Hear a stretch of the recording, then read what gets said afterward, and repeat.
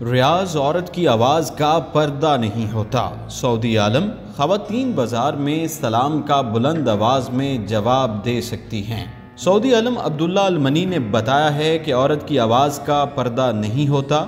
औरत बाज़ार में भी हो तो ऊंची आवाज़ में बातचीत कर सकती है, किसी के सलाम का जवाब भी दे सकती है। इस तरह करने से फितना पैदा नहीं होता। सऊदी आलम अब्दुल्ला अल मनी, जो सऊदी आलम के मुमताज़ उलिमा के बोर्ड के रुकन और शाही ऐवान के मुशीर भी हैं, उन्होंने इन ख्यालात का इजहार एक टीवी चैनल के मजहबी प्रोग्राम में किया।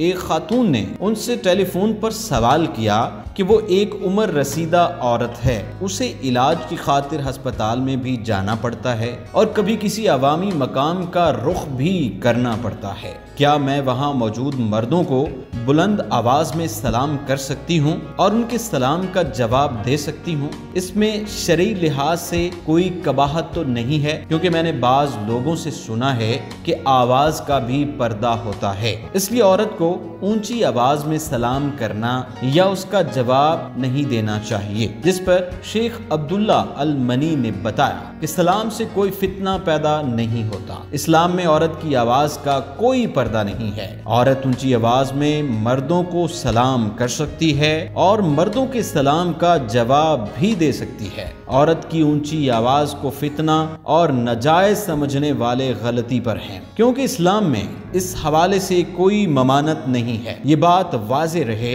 इस मजहबी प्रोग्राम में कुछ रोज कब सऊदी अरब के मुमताज़ आलम डॉक्टर ने बताया था कि ख़वातीन को बाजार जाने के लिए महरम के होने की कोई शरई पाबंदी नहीं है। महरम के बगैर भी ख़वातीन करीबी बाजार वगैरह में जा सकती हैं। एक खातून ने उनसे सवाल किया था कि क्या वो महरम के बगैर बाजार सौदा सलब खरीदने जा सकती हैं और क्या 8 साल का बच्चा भी महरम कहला सकता है? इस पर डॉक्टर ने कहा कि अपने शहर और इलाके के बाजार में जाने के लिए खातून के साथ महरम होने की शर्त का इत्तलाक नहीं होता। खवातीन अपने इलाके और शहर से वाकिफ होती हैं, जिसके बाइस वो खतरे से महफूज रहती हैं। इसलिए शहर के अंदरूनी बाजारों में आने जाने के लिए महरम का साथ होना लाजमी नहीं है। सिर्फ दूसरे शहरों में महरम के साथ होने की पाबंदी का इत्तलाक होता है।